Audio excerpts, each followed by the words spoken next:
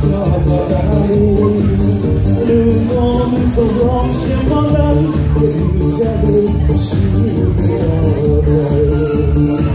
这种我没有分开的路，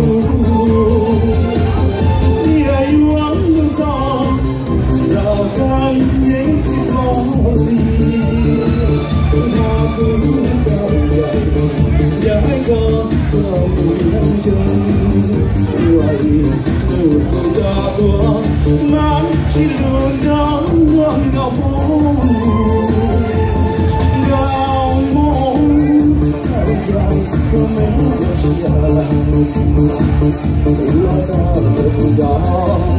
高高几座梦想，做了现代路，有着铁杆理想，梦想的路上多，人家中的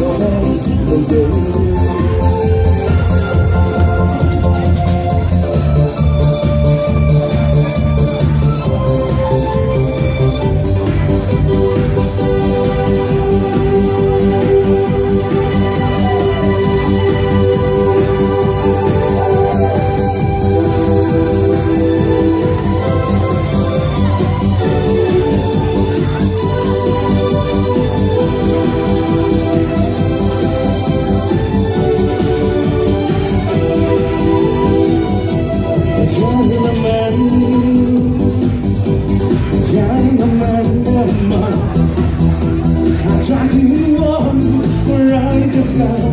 I try to break a silly spell. In your eyes, I feel the flames of love. Flames of love. Flames of love. I'm drowning in the sea of love, and I know it's never enough. When I find myself deep in your eyes, oh, when I love you again, the flames of love.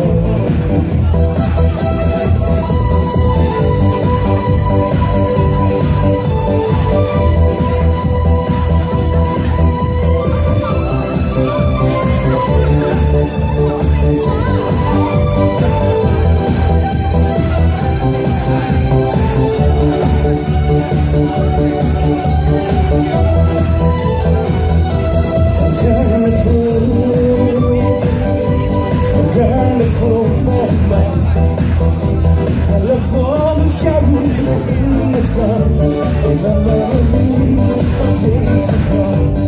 In your eyes, I feel flames of love, flames of love,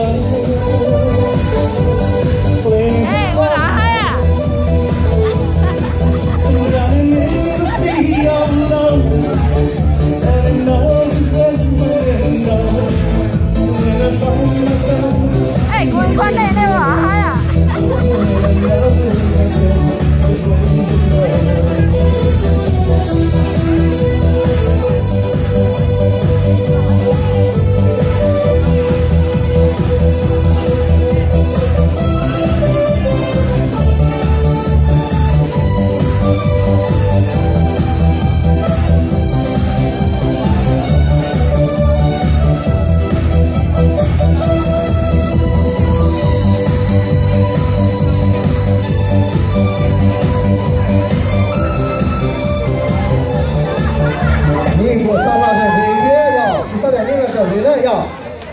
我找来我们一种。